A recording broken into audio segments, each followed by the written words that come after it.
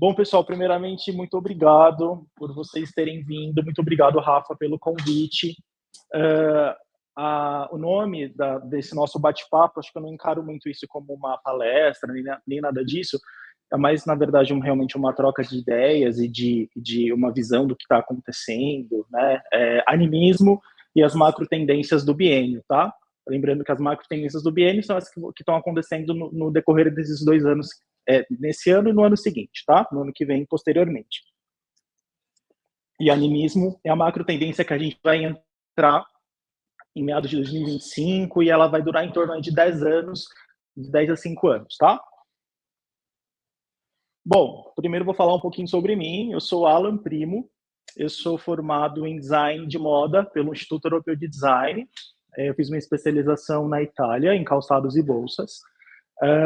Eu trabalhei como designer de moda por aproximadamente 8 anos. Então, eu trabalhei com os mais diversos segmentos que vocês possam imaginar. Então, eu desenhava produto, eu fazia toda a parte de design de superfície também, e a parte também de engenharia têxtil das empresas que eu trabalhava. Então, era muito trabalho, era muita demanda, mas tudo isso me possibilitou conhecer muito de diversos mercados diferentes e de diversos públicos diferentes. Entre as marcas que eu trabalhei estão C&A, Lely Blanc, Bobô, Calvin Klein Brasil, Fórum, Farm e entre outras, tá? Eu trabalhei na Gucci, na área de vendas, durante 4 anos. Eu tive a oportunidade de fazer alguns cursos pela Gucci, inclusive de High Fashion Trends, pelo Gucci Hub, em Milão, que justamente aponta todas essas visões e tendências para que a gente se torne cada vez mais sensível ao mercado que ele está crescendo e se expandindo. E atualmente eu sou Sales Executive na Tiffany, do Shopping Guatemi, que é a maior loja da América Latina que a gente tem hoje. Eu sou responsável por uma carteira de 30 milhões ao ano. Então, sou responsável em manter essa carteira de clientes e elevar os clientes em um nível ao próximo nível. Então, se um cliente entrar na Tiffany comprando prata ou joias de um valor menor, a gente vai elevando esse cliente até que ele seja um consumidor de high jewelry, que são as categorias mais altas de joalheria, tá? Alguma dúvida, alguma pergunta que vocês têm sobre mim? Não? Então tá bom. Esse é um pouco do trabalho que eu fazia anteriormente. Então, eu fazia trabalhos voltados para o streetwear, entre algumas coisas. Fazia algumas coisas de curadoria de arte e de tendência também. Já fiz figurino. Esse figurino aqui eu fiz para a cantora Cell, para a turnê dela Tropics. E aqui eu fazia também alguns trabalhos como freelancer, tá? E aqui é basicamente o meu trabalho atual, que eu encontrei uma forma de me conectar com os meus clientes. Eu não era uma pessoa de joalheria, e eu me tornei uma pessoa de joalheria, então para mim é muito mais fácil você linkar joia e moda e lifestyle, e com isso eu tenho expandido os meus negócios, e isso tem feito bastante sentido para mim. Bom, já falei demais sobre mim, e agora a gente vai entender o que são as macro tendências, tá, pessoal? Macro tendência, quando a gente fala em macro, a gente fala de um sentido maior, de um sentido amplo, de um sentido que está sobre nós, né? Algo que está acontecendo que a gente não tem muito controle, a gente está apenas imerso. Em linhas gerais, são análises de consumo, identidade de comportamento e outras referências que resultam em tendências socioculturais. Ou seja, tudo aquilo que eu consumo hoje, a forma como eu consumo, a forma como eu olho para o mundo, a forma como o mundo me olha, tudo isso gera uma macro tendência coletiva, tá? Tem influência por um período maior de tempo, não só em moda, mas no mercado inteiro, em áreas como tecnologia, design, marketing, etc. Ou seja, a macro tendência, ela abrange todos os mercados e é impossível você escapar de uma macro tendência de mercado, tá? A gente vive em sociedade, a gente vive no mundo capitalista, logo as macro tendências, elas nos abarcam de uma forma bastante completa. Bom, aqui o animismo é uma macro tendência que está acontecendo agora, não, que ela vai acontecer daqui em torno de 3 a 4 anos, que a gente está começando a emergir nela. É uma macro tendência que ela fala sobre a alma, né? Anima é alma, em latim, E animismo fala que todo ser, tudo que existe, ele tem uma alma, ele tem um sentido, ele tem uma força. E a filosofia, ela fala que é uma doutrina que precede a religião, né? Então, antes de haver uma religião, as pessoas acreditavam no animismo, que todas as coisas elas têm um poder e todas as coisas merecem e devem ser respeitadas. Quando a gente fala em animismo, uma das forças que a gente encontra, né, quando a gente faz um paralelo, seria um jardim, né? Aqui eu separei um fragmento de um texto que fala muito sobre o período pandêmico que a gente esteve, e para que a gente estava basicamente enclausurados, né? A gente estava sem florescer, muitos de nós sem produzir, e é algo muito interessante nesse sentido, porque quando a gente sai desse movimento de reclusão, a gente passa por um momento de contemplação. Como as coisas elas estão muito recentes ainda, a gente ainda não consegue vislumbrar sobre esse outro lado, né? Sobre essa macro tendência. Mas quando a gente fala sobre isso, a gente lembra principalmente quando a gente estava recluso, enclausurado, e a nossa necessidade de se reconectar com nós mesmos, com a natureza e com tudo que está ao nosso redor, tá bom? Pessoal, só uma coisa, a apresentação tem algumas imagens animadas, mas eu não sei porque elas não estão aparecendo. Porque a apresentação ela é toda... ela é toda animada.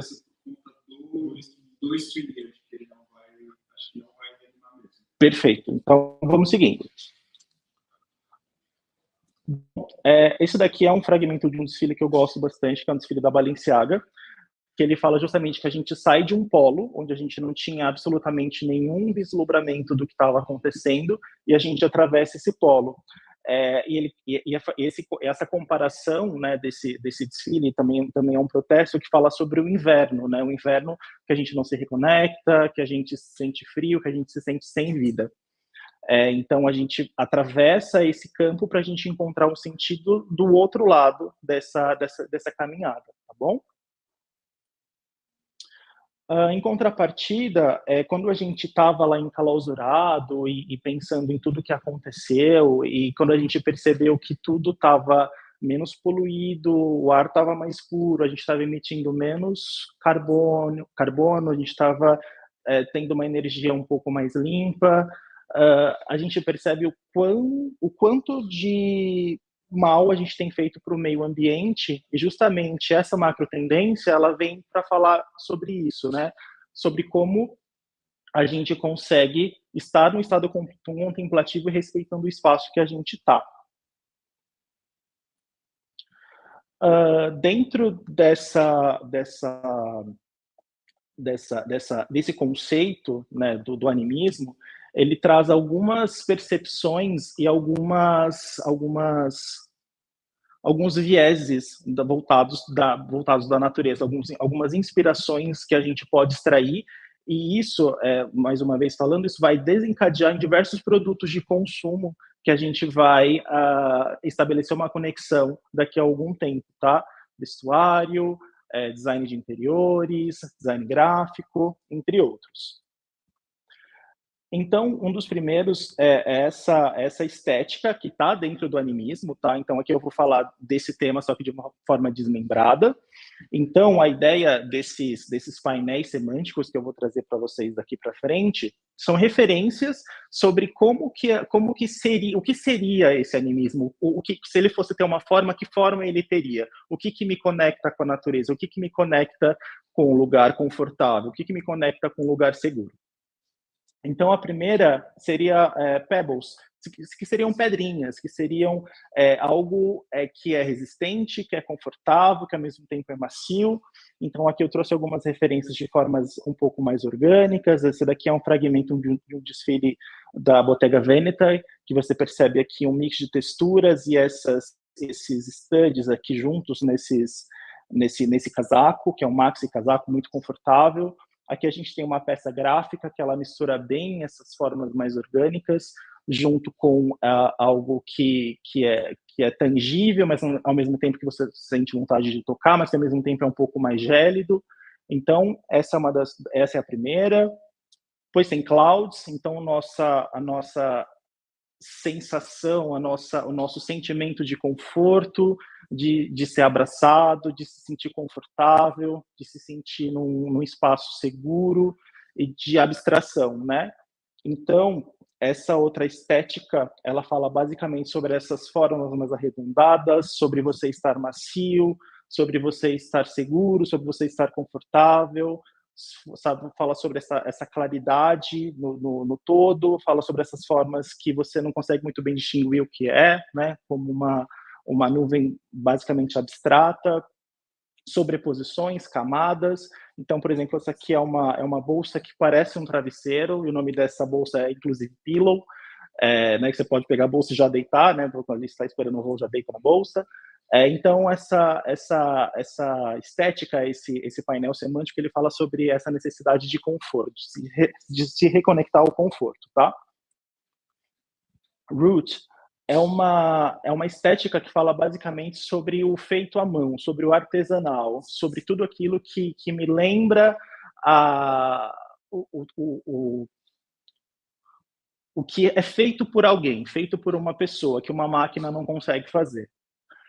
Então, a gente tem aqui alguns trabalhos de cestaria, a gente tem umas texturas, a gente tem alguns lugares que tem essas luminárias, que tem esses materiais como Vime, que fazem uma conexão direta à natureza, né, lugares paradisíacos também dentro de ambientes internos. Aqui a gente tem essa bolsa que lembra muito aquelas bolsas que você carregava água, que é de uma marca de moda também, que é da Bottega Veneta. Esse outro painel não saiu, mas é uma tendência chamada Twig, que você tem como se fossem esses arames, essa madeira, que ela tem um formato de aresta, quase como algo que foi ressecado pelo tempo, algo que não tem vida, que é um contraponto justamente à nossa memória em relação ao período que a gente viveu enclausurado e lidando com todas as nossas questões, né? Feathers é algo que fala sobre os pássaros, sobre a liberdade, sobre as penas. Essa peça é uma peça de alta costura da Balenciaga. Esse daqui é uma outra peça gráfica que eu trouxe para vocês verem sobre como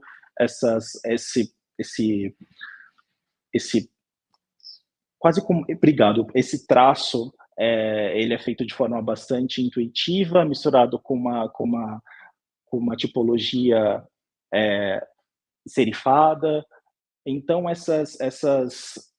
vocês percebem que essas conexões, né, sobre esse feito à mão e sobre essa linguagem formal do design, elas estão muito próximas, né, uma das outras em todas essas peças gráficas que eu trouxe para vocês. Aqui, Shell lembra muito a concha, o abrigo, o lar, sobre você se sentir protegido, e também faz essa conexão com as formas da natureza, das profundezas. Esse daqui, por exemplo, é um brinco que ele mistura metal, pedras preciosas e diamantes. Então, a gente consegue aplicar essas formas também em objetos do dia a dia de casa, em linguagens gráficas também. Leaf, então a gente fala sobre folhagens, trabalhos de bordados e faz uma memória muito afetiva às peças de vó, às peças de inverno, que a gente se sentia aquecido e acolhido. Shadow, que fala sobre a nossa parte mais sombria durante esse período, que é justamente a gente olhar para tudo isso com bastante respeito. Então, a gente fala sobre objetos que estão inacabados e objetos que precisam ser terminados, mas que, de alguma forma, eles não puderam ser. E a gente fala também sobre uma estética mais minimalista, mais purista, e que realmente o essencial é o bastante, tá? Agora, eu trouxe o meme da moça dos R$3, porque eu vou falar sobre 3 macro tendências que a gente está imerso agora, para que isso fique claro para vocês. As macro tendências que eu falei para vocês estão dentro daquele guarda-chuva do animismo, são macro tendências que foram previstas lá no comecinho de 2010, 2015, que era uma estética que falava sobre a linguagem gráfica suja, que era uma tendência chamada glitch aesthetic, que era algo dos aplicativos que você falava da imagem que tinha pixel, que é a imagem que tinha um estouro de luz, falava sobre a hiperrealidade também. E as 3 macro tendências que eu trouxe para vocês, que a gente está imerso nesse exato momento, são 3, né? É o cybertopia, pluridiverso e altermundo. Conforme eu vou falando dela, conforme eu for falando dela para vocês, vocês vão perceber muito claramente sobre como tudo isso está conectado com o dia a dia de vocês, tá? A cybertopia, ela fala sobre como é a nossa relação da moda, do design e da arte com a tecnologia, né? Esse daqui, por exemplo, ele é um capacete que foi desenvolvido com a Balenciaga junto com a Mercedes para o desfile de alta costura, que na verdade nada mais é do que um óculos de sol, mas ele é um capacete que envolve todo o rosto, que você pode usar no dia a dia. Está disponível na Maison deles, lá em Paris, e você pode comprar isso e usar no seu dia a dia.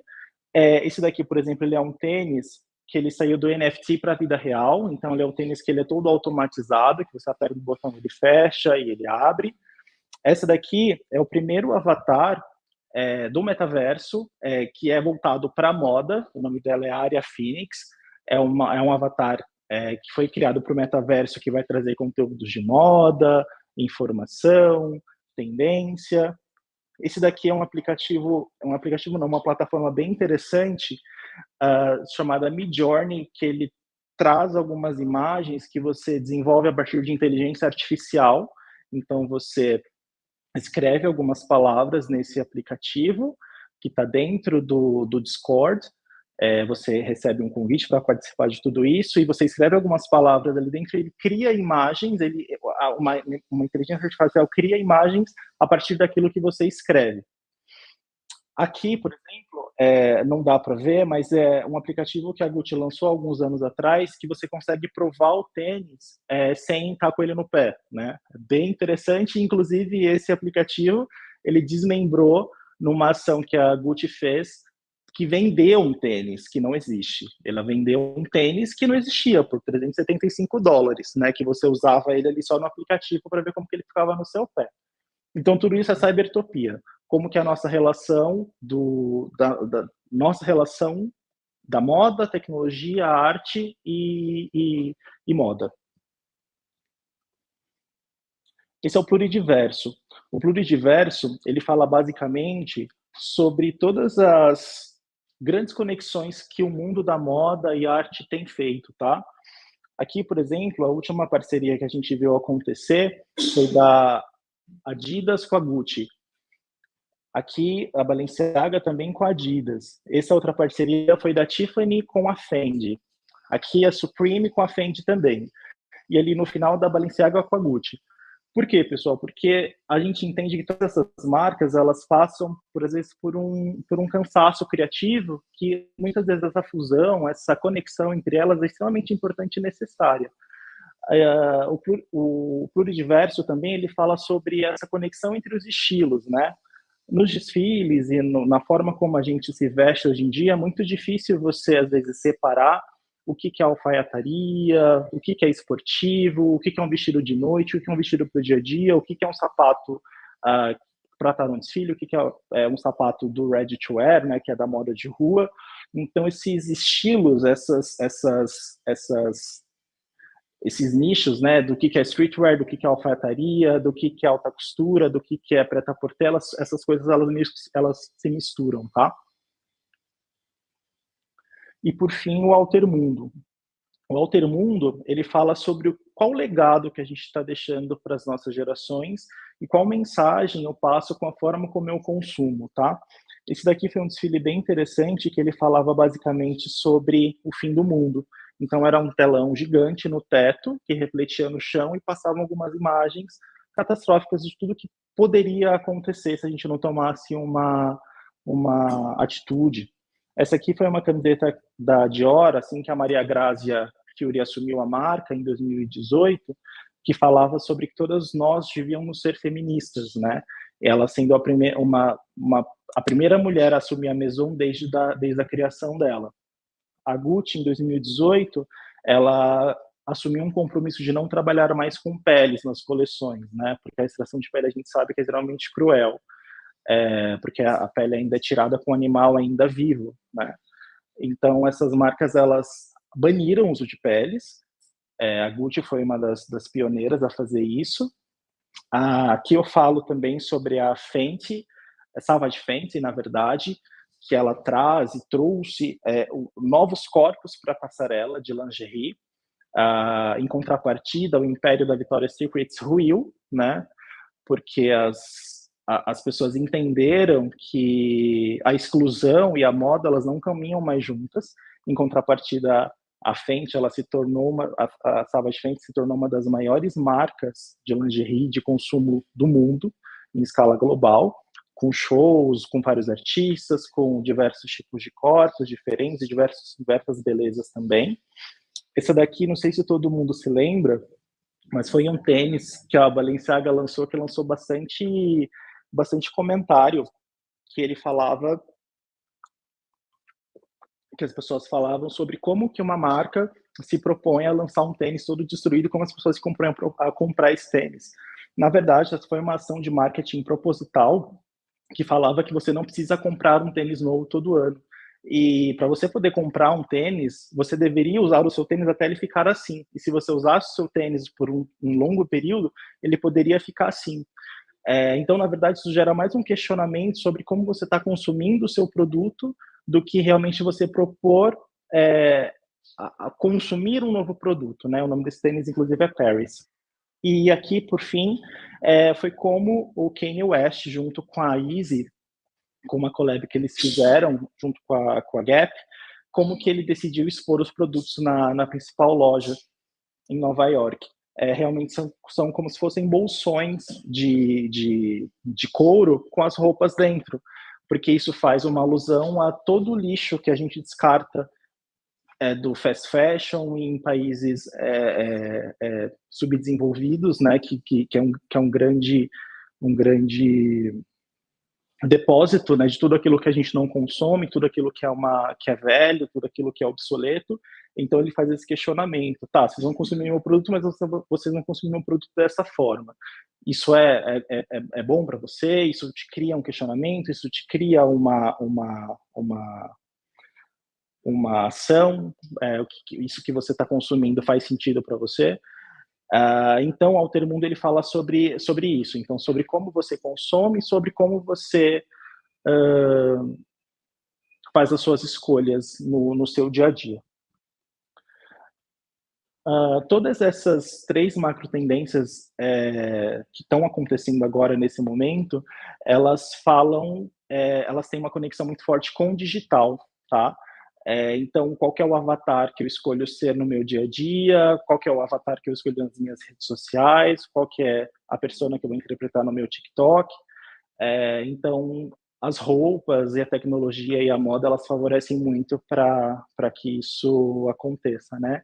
É quase que a hiperrealidade, a gente não sabe muito bem o que é real, o que não é real, o que é tangível, o que é intangível. A tecnologia está produzindo outras formas de relação social e econômicas, menos centralizadas e mais flexíveis, está dentro de um mercado hipertecnológico. Então, na verdade, eu encerro nosso bate-papo fazendo uma reflexão para vocês olharem ao redor e perceber o que está acontecendo, né? O que acontece no mundo, o que acontece ao redor de vocês, quais são as percepções que vocês têm do mundo, quais são as coisas que vocês realmente gostam, o que faz sentido para vocês, o que não faz sentido para vocês. Porque isso realmente é o que determina as nossas escolhas, a nossa vida, e que faz nos ser quem a gente realmente é, né? Então, é isso, pessoal. Queria saber se vocês têm alguma dúvida, alguma pergunta, alguma coisa para complementar. Pois não. Eu li bastante que, assim, nesse período de pandemia, a gente voltou a realmente olhar para o nosso armário, porque eu me vejo muito nisso, assim, eu era uma pessoa que sempre fui muito apaixonada por sapato, de repente, meus sapatos ficaram 2 anos trancados dentro de casa, olhava para eles e falava, nossa, tadinhos, eles estão com saudade da rua, né?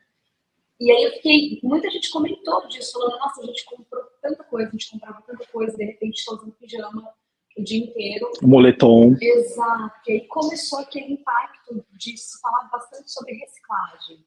Então, reciclagem a gente diz assim, você usar mais coisas mais vezes, você aproveitar coisas dos outros ao invés de comprar peças novas. Eu gosto muito de brechó, praticamente tudo que eu tenho é brechó. Sim. Eu não curto muitas coisas de em loja, assim, eu gosto de comprar coisa que alguém já usou e que eu vou pagar um preço bom. Isso não pode causar um impacto negativo em termos de faturamento da moda ou é uma oportunidade para um novo caminho? Como você enxerga? Perfeito, ótima pergunta. O que acontece agora no mercado, né, de que a gente que trabalha na frente, né, de tudo isso, que trabalha com vendas e tudo mais, gente, é um esforço homérico para recuperar esses anos de pandemia. Porque o que acontece, na verdade, esses anos de pandemia, a gente pode achar que não, mas as marcas elas ganharam muito dinheiro. Elas ganharam assim um dinheiro absurdo porque as pessoas estavam em casa, as pessoas continuaram consumindo e as pessoas, elas queriam se mimar, queriam se distrair, queriam se sentir pertencentes, só que elas não tinham onde usar as coisas. Então as pessoas foram comprando e estavam em casa. As marcas, o mercado, ele cresce ano contra ano. Então, quando você cresce num período pandêmico 150, 200%, como que você faz para crescer tudo isso num ano normal? Que as pessoas já consumiram bastante, as pessoas realmente estão voltando à vida normal, elas estão percebendo que o valor está em outras coisas. Então tem um esforço muito grande para que isso continue, né? Vão começar a usar o que elas não usaram e comprar. Exatamente. É por isso que tem essa macro tendência do animismo, para que você comece a olhar as coisas que você já tem de uma outra forma. Então você vai procurar aconchego em outros lugares. O mercado, assim, o que eu acredito em relação a isso, tá? As marcas elas vão começar a repensar o consumo, elas vão começar a repensar em novos materiais, novas alternativas. Tem marcas que, por exemplo, elas estão fazendo, geralmente as marcas elas fazem 4 desfiles ao ano, né? Tem marcas que estão fazendo um desfile só, tem marcas que estão fazendo apenas 2 desfiles anuais. Isso impacta diretamente no consumo e no custo disso, né? Então, quando você tem uma coleção que desfila um ano só, você tem entradas menores ao longo do ano, né? Então, você tem uma primeira entrada que ocupa um primeiro trimestre, segunda, terceira e quarta entrada no mix de produto que atende aquele determinado consumidor. Eu acredito sim que as marcas, de maneira geral, elas vão sofrer bastante, e eu acredito também numa outra estratégia. Os preços desses produtos eles vão ficar cada vez maiores, para acabar equilibrando as pessoas que estão comprando menos, as pessoas que continuam consumindo esse produto, para que o ticket, para que a receita não seja tão afetada, tá? Isso já está se repetindo, né? Totalmente. Você vai comprar uma cozinha básica na Riachuelo, você vai pagar menos de R$40. Exatamente isso. Exatamente isso. Uma cozinha básica da Riachuelo que vai durar, sei lá, 3 lavagens. Isso em todos os segmentos, tá? Desde o começo do ano, a Tiffany, que é a empresa que eu trabalho e tento fazer com que esses clientes consumam, ela aumentou os produtos em torno de 30% a 40%, algumas coleções, né? Mas o mais interessante de tudo isso, justamente por isso que eu trouxe essa visão, é que a receita não caiu. Os números continuam crescendo, só que em vez de crescer assim, eles estão crescendo assim, ó. Continua tendo um crescimento, só que não um crescimento em cima de um crescimento astronômico como a gente teve de um ano contra o outro. Então, os clientes que estão comprando, eles estão comprando por eles e pelos clientes que não estão comprando. Então, o produto está realmente muito mais caro. Você não acha que essa tendência também faz com que cada vez mais, você falou de muitas das marcas que são realmente high fashion, são produtos que são muito caros. Você não acha que essa tendência dos preços continuarem subindo vai também distanciando mais ainda essa possibilidade de compra? Porque você acabou de falar que a curva continua crescendo, quem compra está comprando porque quem não está comprando ali. Você acha que isso deveria ficar ainda mais disparado? Sem dúvida. E eu acredito muito também que assim, não só... Por que eu trouxe essas marcas que são high fashion? Porque essas marcas, elas ditam tendência. Por exemplo, a gente teve as colaborações da C&A, da Balenciaga com a Gucci. A C&A, ela tem feito muitas colaborações e colaborações cada vez mais constantes na loja, para que você consiga trazer esse cliente para a marca com um novo atrativo, com um novo taste. Eu acredito sim que essa distância vai existir cada vez mais, até porque as pessoas que mais ganharam dinheiro na pandemia são as pessoas que já eram muito ricas. Então, essas pessoas já eram milionárias, elas ficaram bilionárias, porque elas foram comprando coisas de pessoas que eram de pequenos empreendedores, pessoas que estavam meio mal das pernas, elas acabaram comprando as coisas a preço de banana, e com isso as pessoas foram aumentando o império delas. E daí, realmente, o mercado ele entende isso, então ele vai oferecer para quem pode pagar. Isso é realmente um fato. E não se torna uma antítese quando a gente observa, por exemplo, a tendência de consumo hoje das pessoas olhando esse lugar mais natural e esse posicionamento da marca em subidas de preço, em pontos que acabam afastando esse natural do produto. Totalmente. Principalmente porque, se vocês perceberem uma coisa, é bom que... Acho que ninguém trouxe essa questão, mas isso é de propósito. Quando vocês verem a macro tendência do animismo e vocês veem as 3 macro tendências, vocês percebem que uma não tem nada a ver com a outra. Porque o que acontece? As macro tendências, quando elas surgem, elas são completamente opostas a algo que está em vigência, né? Por exemplo, teve uma tendência de moda passada que era o sleepwear. Então, era roupa de dormir e tudo mais. Se vocês forem ver o que está acontecendo na moda atual, as pessoas estão com pluma, estão com paetê, estão com umas peças assim de gala, sabe? Por quê? Porque as pessoas elas querem ser vistas.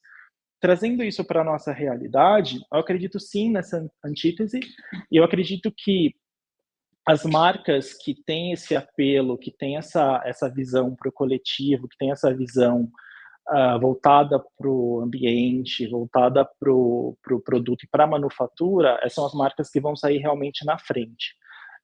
Porque as pessoas elas vão continuar comprando, só que tem o como e o porquê elas vão comprar aquilo, né? A compra não vai ser uma compra pela compra, né? As pessoas elas vão questionar mais o que está acontecendo, né?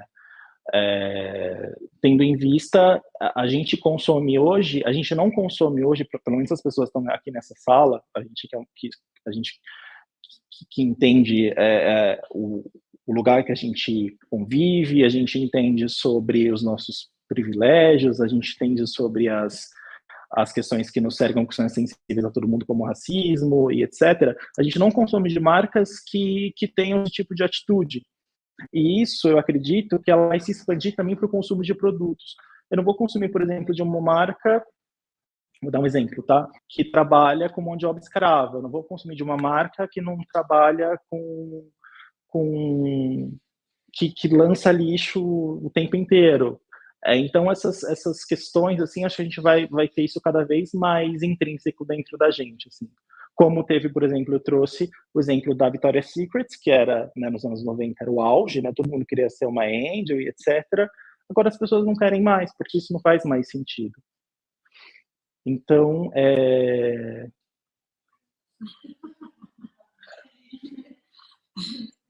Obrigado. Então, eu acredito muito nessa nova forma de consumo.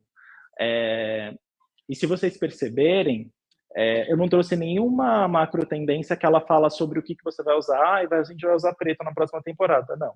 São coisas que falam realmente sobre a nossa relação de produto e consumo. Isso impacta justamente no design também, né? No design ergonômico, na linguagem que a gente utiliza com esse cliente final, com esse consumidor também. Isso é de extrema importância. Quando a gente projetar marcas, assim, e aí todas as marcas têm as suas singularidades. Para a gente é cada um tem o seu posicionamento. E aí, em bastidores, você vai pensar numa coleção. Qual é o processo de coleção? Como vocês pensavam, usavam isso que você mostrou para a gente e transformavam isso numa roupa? Perfeito. Primeiro, quando a gente pensa numa coleção, quando a gente pensa em criar algo novo, em criar uma peça, a primeira coisa que a gente tem que ter em mente é quem vai consumir esse produto. E quando eu tenho quem vai consumir esse produto, eu consigo adequar cada uma dessas percepções, dessas referências, dessas tendências, a essa pessoa que vai consumir esse produto. Geralmente, o processo criativo, ele sempre se iniciava dessa forma aqui. Então, o que a gente tem hoje, né? Só que, assim, tem uma diferença, é que essas marcas, grandes marcas, elas trabalham muito como criadoras de tendências. Então, essas marcas, elas estão muito, muito, muito lá na frente. Porque a macro tendência não é uma pessoa que está sentada numa sala e fala assim, eu acho que é isso, então vai ser isso mesmo, aí cria. Não, é um grupo global de estudiosos, de filósofos, de designers, de diversas áreas, que estudam, antropólogos, que estudam todas essas questões que estão acontecendo no mundo e transformam isso e fazem uma síncope disso num conceito, né? E a gente pega esse conceito, desmembra esse conceito para o que está mais próximo da gente, e a partir disso a gente começa a extrair cor, começa a extrair textura, começa a entender a tipografia que a gente vai usar quando a gente trabalha com estamparia, começa a entender shape, começa a entender forma, volume, cor. E daí a gente cria primeiro um esboço inicial de tudo isso, sem filtro. Então a gente vai criando peças gráficas, ou modelos, ou desenhos. E a partir disso, quando a gente tem tudo isso, né, num board, geralmente, daí a gente vai extraindo. Eu gosto muito disso, eu gosto desse tom de verde, mas eu gosto também daquela textura, então como fica isso com isso? Então, o processo criativo, ele parte muito mais de uma experimentação, do que de você já cortar logo de cara o seu fluxo criativo. Eu lembro que quando a gente desenhava, né, coleções e tudo mais, quando eu desenhava coleções e tudo mais, eu lembro que eu tinha alguns boards, né, porque como eu trabalhava para 11 marcas diferentes, então eu tinha 11 boards, não tinha, então tinha uma sala que cada parede eu tinha, né, vamos supor, fui passear e tal, fui num lugar, né, tava andando no parque, vi uma folha, essa folha tem tudo a ver com a textura que eu quero para Lily Blanc. Nossa, tem a ver, tal, por causa da macro tendência tal, pegava a folha e colocava no mood board. O que eu fazia depois com essa folha? Se ela tinha algum tipo de textura, tentava traduzir aquela textura daquela folhagem para uma padronagem, para uma estampa, para um rapport. Quando você vê a peça, você fala assim, nossa, essa rapport, pessoal, é um quadrado de uma repetição de estampa, tá? Então, você tem um rapport de 32 por 32, você repete isso, cria um padrão num tecido inteiro. Então, quando você vê o rapport pequeno, o vestido inteiro, uma peça inteira lá, todo pronto, e você não enxerga ali qual foi a referência. Mas se você pega ali o pedaço e fala, nossa, isso aqui tem uma textura de folha e tudo mais. Então, era basicamente assim o processo. Então, tudo que me inspirava, tudo que tinha a ver com aquilo que eu estava criando, aquela peça gráfica que eu estava criando, aquela peça, aquela roupa, aquela estampa, eu pegava cor, pegava textura e trazia isso para o mood board. E daí, a partir desse mood board, criava algumas ideias, e a partir dessas ideias aí eu filtrando. Eu nunca já pegava, fazia a ideia e descartava de cara. Não, fazia várias ideias, porque às vezes a melhor ideia que eu tinha era a primeira, só que com alguns ajustes finos. Respondi a pergunta, Rafa? Beleza. Você acha que em algum momento as micro-tendências elas vão se contrapor às macro-tendências pelo adiantismo? Sim. De aceitação, de trazer algo mais para dentro e focar nisso. Mas ontem eu estava vendo o desfile da Diesel que bombou em Milão. Foi totalmente contra o que você falou da frente. Tipo, botou toda aquela padrão magro, liso, branco, mini saia, coisa baixa. Você acha que em algum momento as micro-tendências passar a marca tendência, vai começar a editar, vai ser fast fashion de novo, tipo, a gente está usando essa semana, né? Então, esquece o que a gente falou 2 anos atrás. Claro que vai existir ainda essas exceções, mas não é uma regra. Principalmente porque justa como você teve essa percepção dessa padronização estética e tudo mais, outras pessoas também tiveram. E na verdade, quando você faz uma análise, você vai totalmente contra aquilo que é uma tendência natural, né, de diversidade, de pluralidade e de outras belezas que a gente, né, entende que a beleza dos anos 80 e 90 é completamente da beleza de hoje, né? Antigamente a beleza da mulher dos anos 90, quando eu comecei a estudar moda, né, em 2005, eu lembro que eu olhava as capas de revista, era a mesma coisa, parecia a mesma modelo, né? E eu lembro que eu não vi representatividade em absolutamente nada. Eu acredito que não deve haver essa contraposição. Eu acredito realmente no embate de ideias. E eu acredito que esse embate ele é saudável, mas eu acredito que realmente, como tudo converge para o novo, para essa questão das outras belezas e tudo mais, eu acho muito difícil que isso volte, essa ditadura de beleza, magreza e eurocêntrica. Perguntas, meninas? Mais alguém? Não?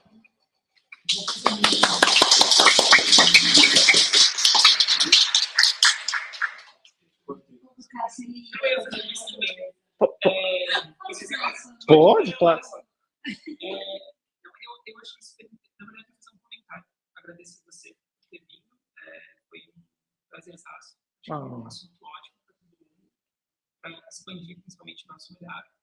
A gente fica nessa, né, o dia inteiro e vendo uma repetição de informações. Eu achei super curioso. Eu queria fazer uma pergunta próxima do que a Andresa fez. Mas um outro approach, assim, eu acho que, e aí é uma dúvida mesmo, existe uma visão minha de achar que as coisas têm um processo meio cíclico de acontecimento, né? A gente estava falando da tendência do animismo e tudo mais, e foi mostrando as imagens, eu fiquei pensando nesses signos que me parecem assim, ser signos que começam a dar sentido para a nossa vida a partir do nascimento.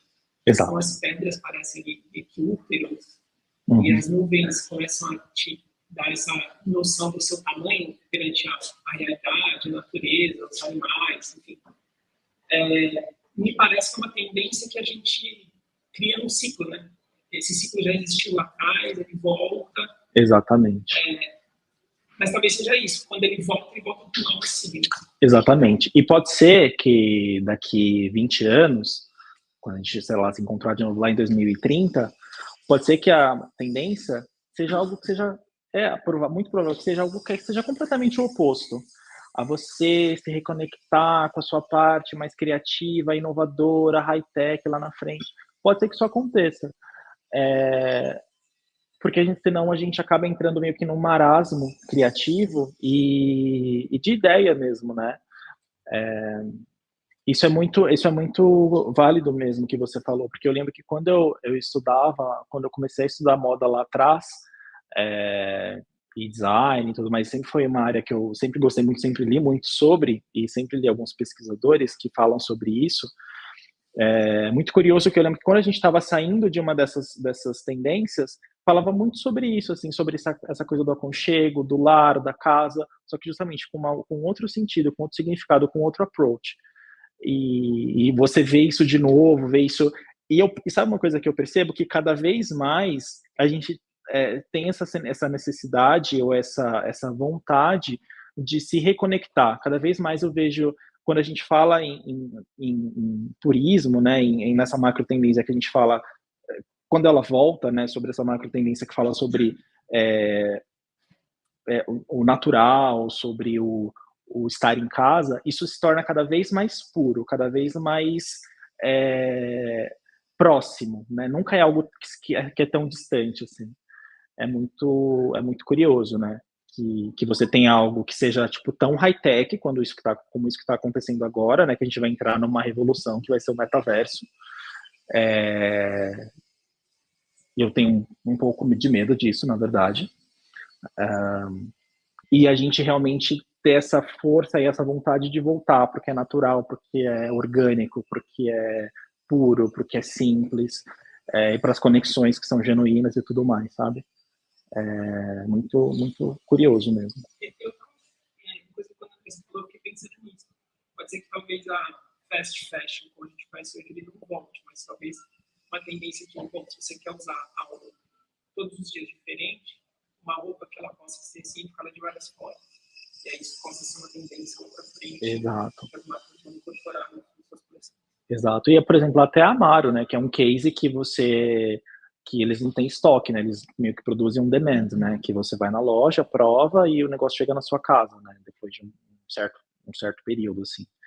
É um outro tipo de economia que pode ser que funcione, pode ser que não funcione, né, pelo menos eles tiveram um crescimento bem grande e tal.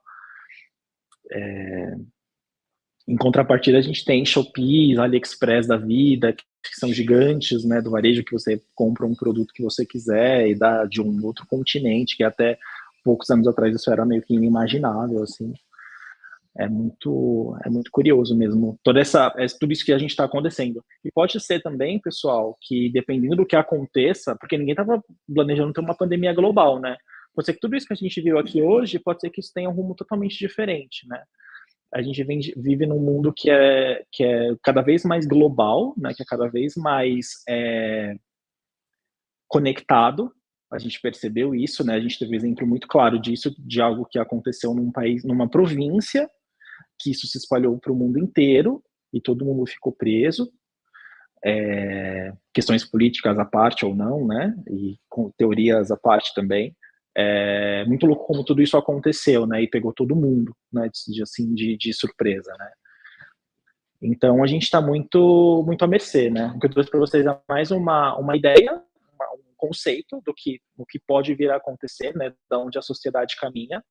E como ela trouxe o exemplo dela, né, durante a pandemia, muitas pessoas também têm esse mesmo pensamento, só que isso demora um pouco para acontecer, né? Isso demora um pouquinho mais para tomar forma dentro do nosso dia a dia, do nosso universo do contemporâneo. Journey, aquele app que a gente eu até conheci aquele dia. Sim. O que vai acontecer? O designer vai morrer? A figura do designer? Não acredito. É muito difícil, né, eu responder isso, até porque é algo que é muito novo, né? Isso que o Rafa falou, pessoal, é esse aplicativo que você coloca algumas palavras. Vou pegar meu celular para ir mostrando para você. Gente, é muito surreal, muito no mundo. É um aplicativo que você baixa no serviço e aí você. Se vocês quiserem ir passando ao meu celular, tem uma imagem aqui que eu fiz ela a partir de algumas palavras. Você não fez essa imagem, você escreveu as palavras. Sim. E aquele você mostrou um exemplo, que era tipo um vestido. Exato. Você coloca as palavras e a partir dessas palavras é inteligente. Então, por exemplo, você pode estar escrevendo umas palavras e falar assim, tá faltando um pouco de acontecimento. Você escreve acontecimento. Sim, exatamente.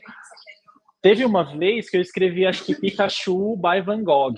Cara, ele desenhou o Pikachu com as pinceladas do Van Gogh. Agora, o que está por trás desse pensamento, dessa força, dessa tecnologia, que eu não sei nem que nome dar, eu não sei. Sobre o designer morrer, acredito que não. Eu acredito que talvez a gente tenha que mudar a forma como as pessoas trabalham. Talvez o designer ele seja um sujeito, uma pessoa que seja muito mais voltada ao indivíduo do que realmente à criação. Eu acho que talvez o approach dessa profissão vai acabar mudando, assim.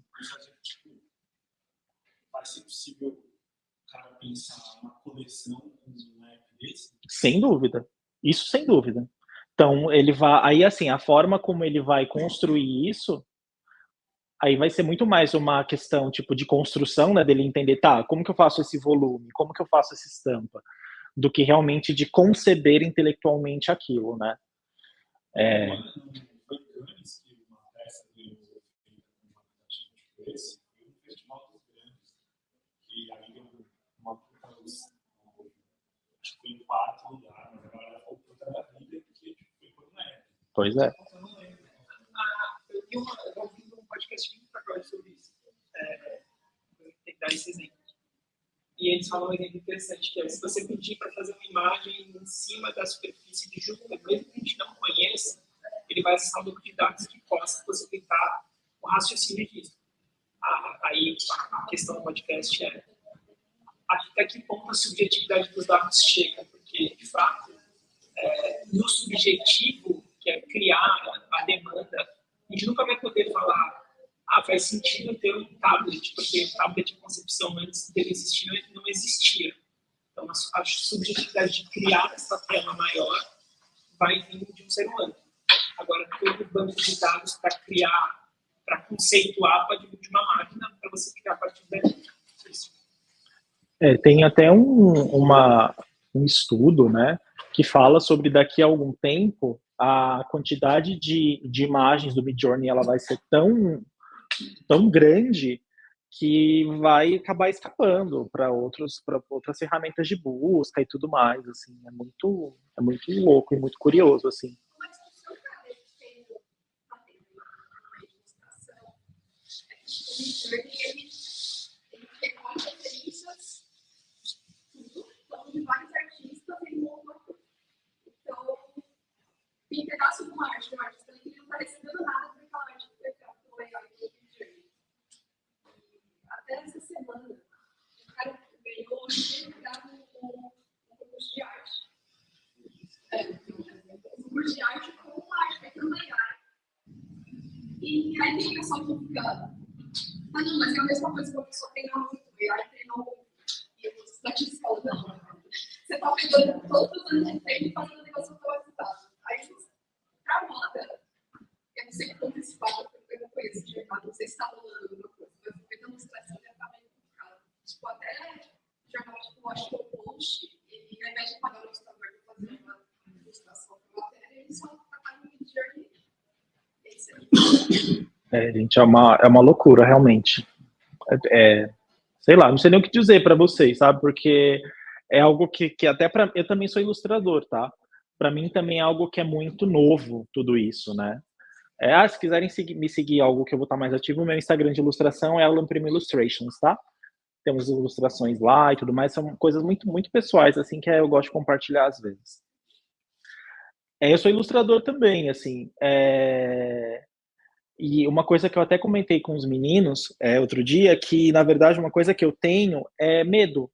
Por quê? Porque o Midjourney, ele cria coisas que são tão fantásticas, coisas que são tão, tipo, criativas e muitas vezes são coisas que estão no nosso subconsciente, assim, que você vê ali na sua frente, que eu tenho medo de me desensibilizar para a arte do dia a dia, e medo de coisas que eu faço, que eu falo, nossa, que legal, eu que fiz isso, eu começo a achar menos graça, a não valorizar aquilo que eu faço, ou não valorizar trabalhos de outros artistas que são incríveis também, porque eles não são tão incríveis quanto o Midjourney, ou porque eles não criaram uma imagem tão incrível quanto a que eu crio, colocando 3, 4 palavras.